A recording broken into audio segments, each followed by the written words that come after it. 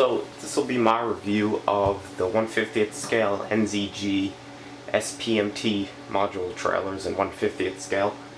You can see mine are in A.L.E livery, which I think is probably the best livery made because besides the wheels, it's one solid color.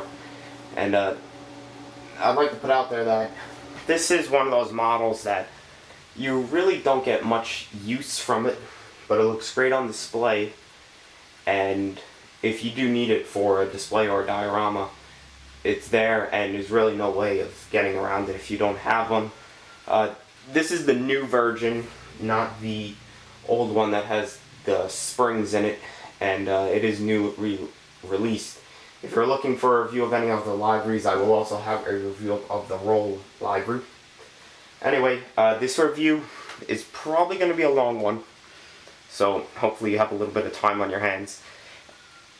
The main thing of this model are the functions, so that will probably be the longest part, and then I will go into the details of it, the build quality, and then the overall ending with, is it worth it?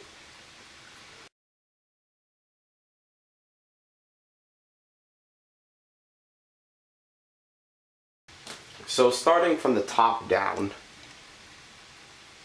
this is the power pack on the machine, and this is what actually powers the axles on the trailers. You can roll it around since there are these small wheels underneath, and I think that is a very big plus. I like that a lot, and they actually do roll around, and obviously it is kind of hard to steer them, but you get the idea. Another function of this, and I did pull up one of them, but these small eyelids right there, and right there, are able to pull up, and then you could actually lift the power pack with a crane. They're basically lifting lugs for the crane. And I did lift one up, it popped right out. So I don't suggest lifting it all the way up. I don't even know if it's able to hold the actual weight of it, because it is very heavy metal. One thing I would like to say is when you do get it out of the box and you go to fit it on, which I will show you a little later on, you have to make sure you unscrew these little threaded black pieces on the end, because I pulled mine and I actually pulled it right out of the socket there, and I had to disassemble, and it was a big pain. But these are actually the adjusters. If you hold the red rod and then you twist a little black piece, it's threaded, and you could pull the power pack up or keep it level. I always keep it level. The main component here, which are the axle lines, are really crazy. They're able to spin in a 360, and that goes for all of them. And I won't show you all of them, but they all have this same function right here, and they're also able to lower or raise. So, for example, you could have the trailer set up like so, or you could angle it sideways, or have one up. You could turn them too.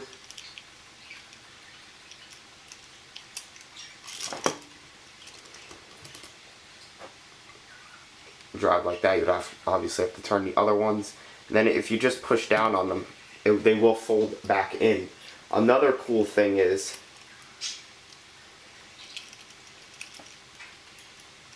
you could fishtail the trailer too. You have to turn them to the exact length, but you could fishtail the trailer, which I think is really cool. The same goes for this axle set. One thing I would like to put out there is, if one wheel does feel like it collapses under the weight, like so, it doesn't really matter, because there's, 11 other individual axle sets. So, like so, if you put them all down and then angle them, you could basically drive up any terrain, and the real one will adjust for what it's driving on, like so. And it will hold a substantial load on it, which is very cool.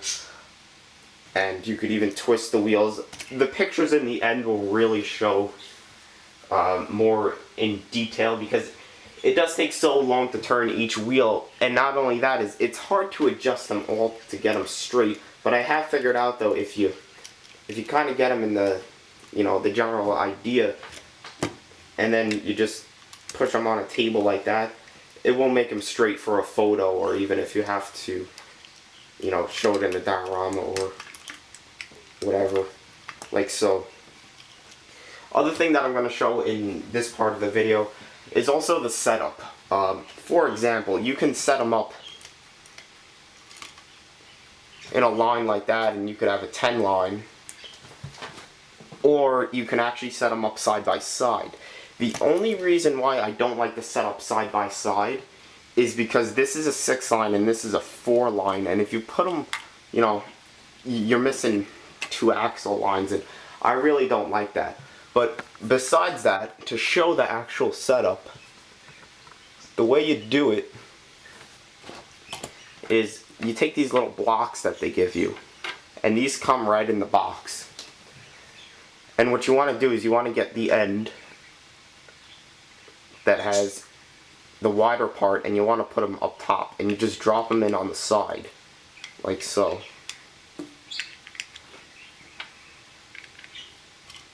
And then you take the other trailer, and what you gotta do is you just drop it in, and then they're connected side by side, and then you can travel with both of them for a wide load.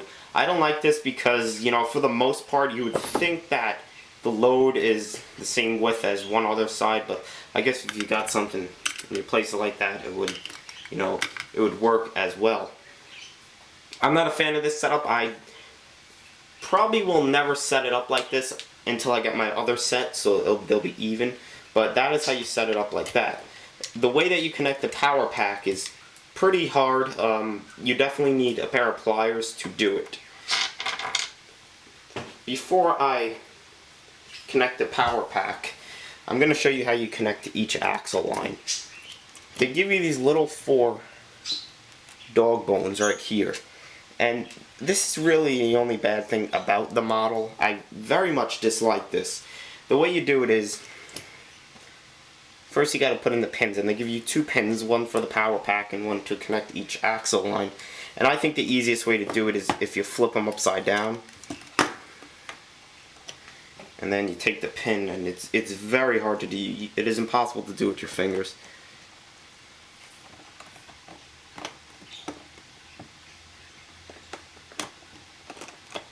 And you slide the pin in, and you gotta watch out because the pin it's a lot smaller than the diameter of the holes for the pins. And then the next way you do it is these little pieces up top here, you pretty much just drop them in.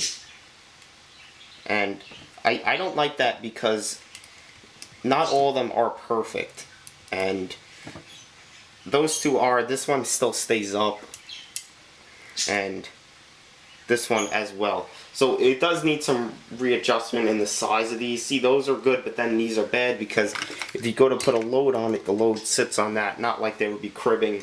You would obviously put cribbing on the trailer, but it's just something that I wish they would improve, because if you do display the model without a load and then you see these popping up and all twisted and everything, it kind of, you know, doesn't ruin the display, but you would think they would have did it a little bit nicer. The way that you put on the power pack is these right here. You drop in on those right there, and you have to make sure you adjust the length. And you put them in just like this. And see, this one needs to be adjusted. You want to get it perfect because one side will be hanging more than the other. I did it a little bit too tight.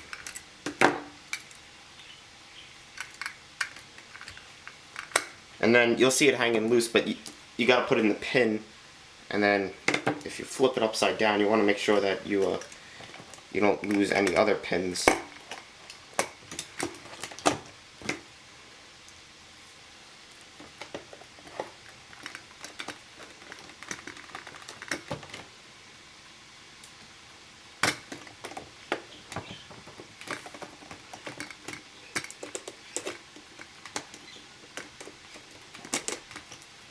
Then flip it back over.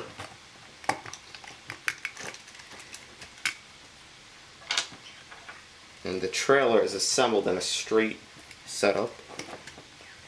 And that is it. You can tell it's very easy assembly for the model, which I'm actually surprised that it wasn't a little bit easier.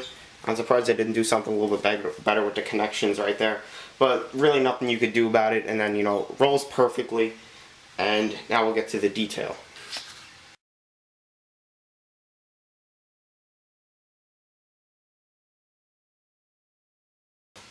So the detail on the model, I feel, is kind of pushed aside because when you first get it, you want to really see the functions of it. But the detail on it is fairly nice. It's it does lack some hydraulic lines and lines to from the trailer to the power pack, or from the whatever you want to call it, the trailer. But besides that, it is fairly well. You can see there's diamond plate texture up top on the sides. The decaling is all very nice. As small as everything is on it, you can tell it's still very clear, as you would expect from NZG. The lifting eyes could be a little bit better. They're kind of hard to push up unless you have a small, a very thin piece of metal, because a toothpick would definitely break.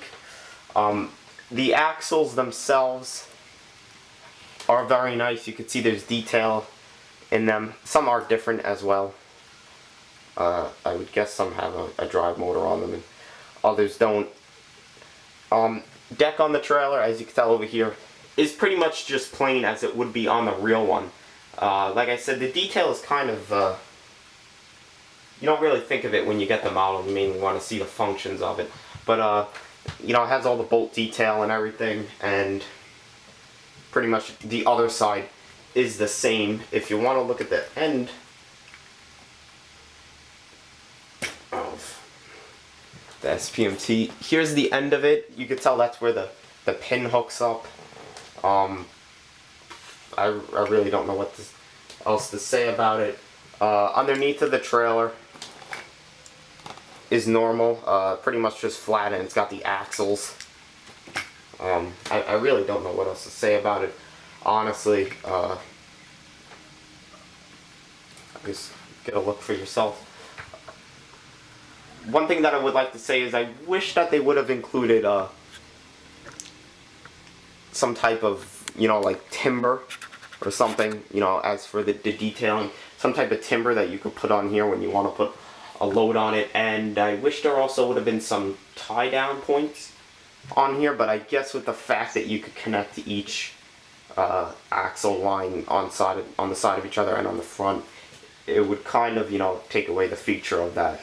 Anyway, I'll get to the build quality next.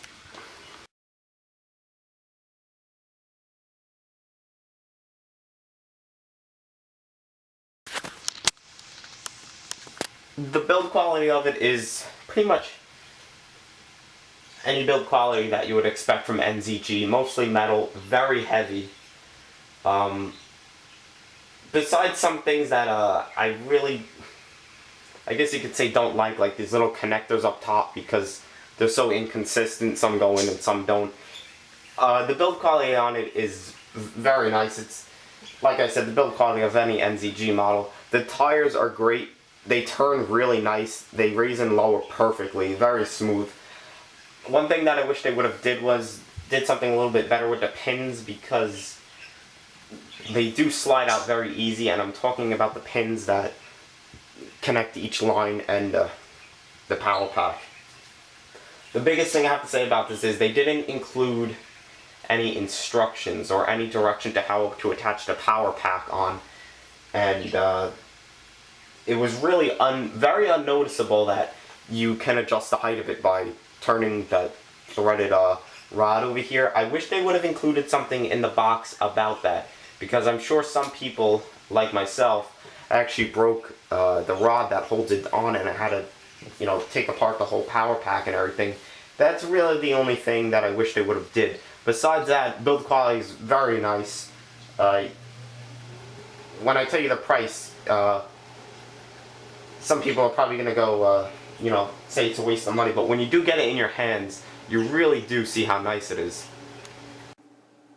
So, I definitely say that it is worth the $165 that most retailers sell it for. One thing that I have to say is, if your budget allows, definitely buy 2 sets of them, because when you do get one of them, it just doesn't feel like enough. And I don't know why it is like that, but 2 sets of them are definitely enough. One obviously will fit most people's needs, but if you have a lot of, large crane models, and if you're into transport models, then 2 or more. But if you just want to get one to see how it is, get one. But if you got a lot of crane models and you're into heavy lifting and specialized transport and all that, definitely get 2, because as much as I like the model, it is a very very small model if you're into transport models. One thing very nice about it is that the box that it comes in is actually A.L.E. branded. So it's not just the NZG box, it actually has A.L.E. all over it, and their website and everything on it. If you do get it, watch out that power pack, because that threaded rod is kind of hard to see, but hopefully if they're watching this, some people will realize it. And they do make 4 liveries of this. They make Rigabauma, Roll, and Felbermeyer. I ordered the Roll one, and a review of that one will be up soon. It's just a different livery. So you also have 4 choices of livery to buy. I bought a different livery because I just bought this one 2 weeks ago, and if I would have bought another A.L.E. one, I wouldn't have been as excited to get it or anything, and I probably wouldn't have had, I guess you could say, the motivation to order it. But I really hope that you enjoyed this review. It's definitely a crazy model. It's something that you really don't see too often. I'm also glad that NZG updated they didn't put the springs on this one, and they updated it. As much as I like the springs on it, I feel like if I would have had the springs on, it would have been annoying, because you would have really had to put a heavy load to make the axles push down on each other. But hope you enjoyed this review, and if you're interested in the Roll one, just keep checking back.